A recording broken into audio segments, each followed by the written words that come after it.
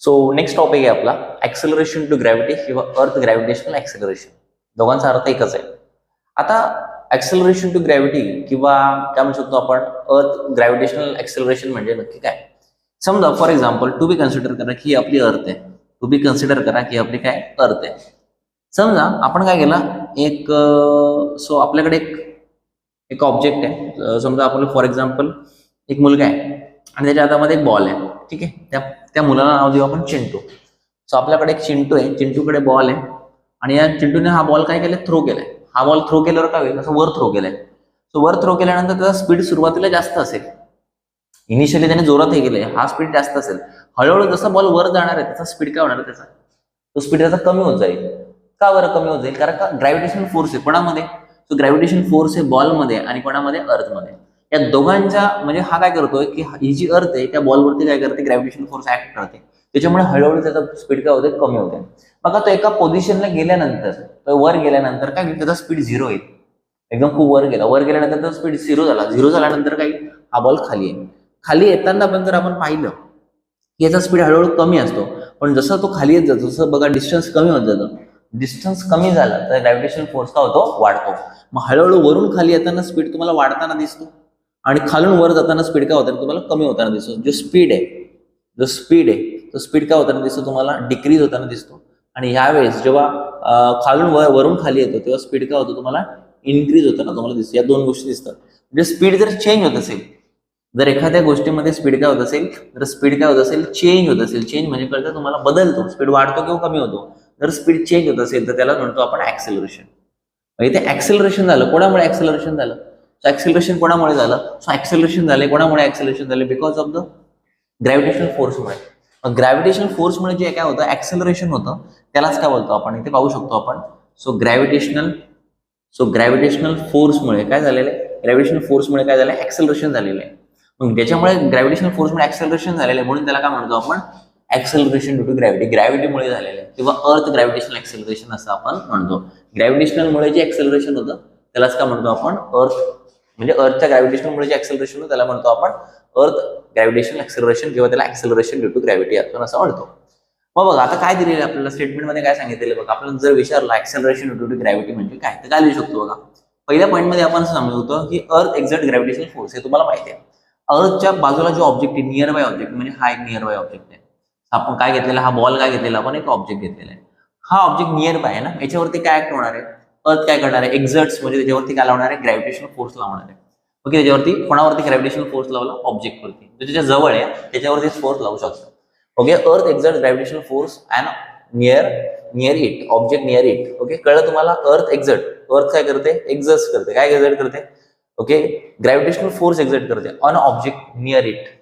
जवळचा जो ऑब्जेक्ट असतो त्याच्यावरती ग्रॅव्हिटेशनल फोर्स एक्झर्ट करते. दुसरी गोष्ट काय सांगितली आपल्याला हा जो फोर्स आहे a force acting on a body results in acceleration. मग मला सांगा अर्थने जर त्याच्यावरती काय लावलं ग्रॅव्हिटेशनल फोर्स लावला त्या फोर्समुळे काय होणार आहे त्याचं ऍक्सेलरेशन होणार आहे. म्हणजे स्पीड वाढणार आहे किंवा स्पीड काय होणार आहे कमी होणार आहे. वरून खाली येताना स्पीड वाढेल आणि खालून वर जाताना काय स्पीड कमी होतील. Force acting on a body त्या बॉडीवरती काय झालं ऑब्जेक्ट किंवा दुसरं नाव दिलेलं काय आपण बॉडी दोघांचा अर्थ एकच आहे.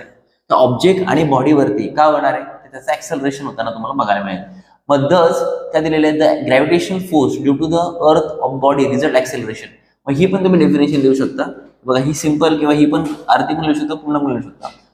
काय लिहू शकतो द ग्रॅव्हिटेशनल फोर्स काय करतो due to earth gravitational force due to earth body result acceleration. त्याच्यामुळे त्याचं काय होतं ऍक्सेलरेशन होतं आणि त्यालाच काय म्हणतो आपण ऍक्सेलरेशन ड्यू टू ग्रॅव्हिटी. त्या म्हटलं ग्रॅव्हिटेशनल फोर्समुळे काय होतं ऍक्सेलरेशन जे होतं त्यालाच काय म्हणतो आपण ऍक्सेलरेशन ड्यू टू ग्रॅव्हिटी. कळलं तुम्हाला. ग्रॅव्हिटेशनल फोर्समुळे जे ऍक्सेलरेशन होणार त्यालाच काय म्हणणार आपण ऍक्सेलरेशन ड्यू टू ग्रॅव्हिटी किंवा अर्थ ग्रॅव्हिटेशनल ऍक्सेलरेशन. आता बघा याचं डेरिव्हेशन आहे. याचं डेरिव्हेशन मध्ये काय काय करणार बघा. पहिल्यांदा आपल्यावरती कुठला फोर्स आहे ग्रॅव्हिटेशनल फोर्स आहे ना तुम्हाला माहिती आहे ग्रॅव्हिटेशनल फोर्स. इथे लिहिले मी ग्रॅव्हिटेशनल.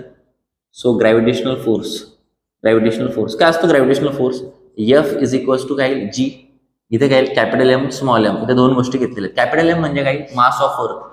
कॅपिटल एम इज काय मास ऑफ कोणाचं मास आहे मास ऑफ अर्थचं मास आहे मास ऑफ अर्थ.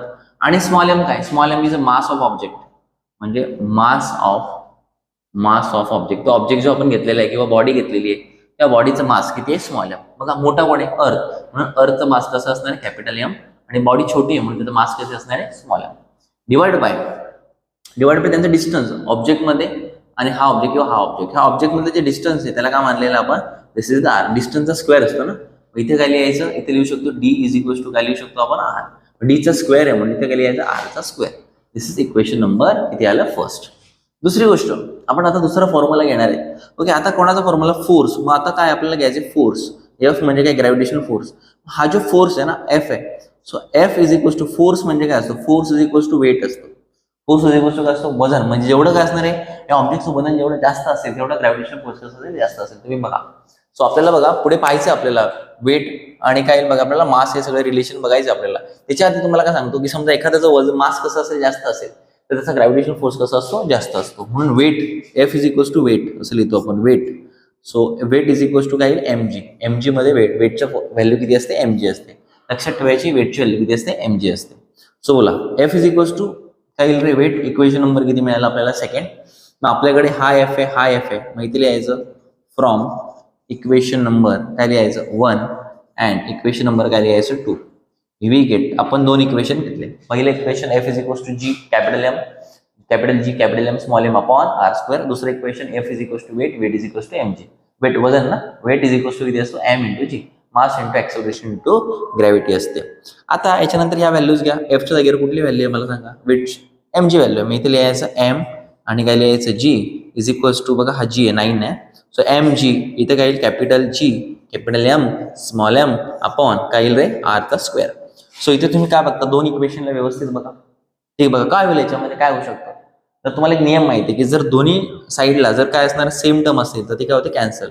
So small M get cancel. मग इथे तुम्हाला कोणाची व्हॅल्यू मिळेल, सो तुम्हाला इथे व्हॅल्यू मिळेल जी ची. जी इज इक्वल्स टू काय मिळाली, जी एम अपॉन किती मिळाली, जी एम अपॉन किती मिळाली, R square. This is the G ची व्हॅल्यू आहे. यालाच म्हणतो आपण acceleration due to gravity. Acceleration to ग्रॅव्हिटीला आपण कशाने रिप्रेझेंट करतो, ऍक्सेलरेशन टू ग्रॅव्हिटीला आपण स्मॉल जी ने रिप्रेझेंट करतो. लक्षात घ्यायचं, ऍक्सेलरेशन ड्यू टू ग्रॅव्हिटी म्हणजे किती असते, जी. अर्थ ग्रॅव्हिटेशनल ऍक्सेलरेशन म्हणजे किती असतं, जसं स्मॉल जी ने रिप्रेझेंट करतो. कसं केलं बघा. पहिली गोष्ट म्हणजे अर्थ काय करते, कोणत्याही ऑब्जेक्टवरती काय करते, फोर्स लावते, आणि त्याच्याने काय होतं, त्या ऑब्जेक्टचं काय होतं, ऍक्सेलरेशन होते. काय बोलू शकतो आपण की earth exert gravitational force on object. Earth exert gravitational force on object near it. The force acting on a body results acceleration, so is called as acceleration due to gravity असं पण म्हणू शकतो. याच्यानंतर दुसरी गोष्ट, ग्रॅव्हिटेशनल फोर्सचा formula काय, F is equal to capital G capital M small M upon R. याच्यानंतर इक्वेशन नंबर 1 सेकंड व्हॅल्यू काय, एफ इज इक्वल टू किती असतो, weight. Weight is equal to M G. Equation number 2. मग दोघांना काय करा, कम्पेअर करा. Left hand side right hand side, जर कुठली इक्वेशनची लेफ्ट हँड साईड किंवा राईट हँड साईड जर सेम असेल तर दोन्ही इक्वेशन सेम असतात, म्हणून त्याला फ्रॉम इक्वेशन 1 and 2 केलं. गेट काय झालं, गेट कॅन्सल झालं. याच्यानंतर काय येईल, फक्त स्मॉल जी राहील. Small G is equal to G capital M small M, sorry G capital M divided by किती मिळाला, आर स्क्वेअर. हा फॉर्म्युला मिळाला आपल्याला. कोणासाठी फॉर्म्युला मिळाला आहे, this formula for acceleration due to gravity.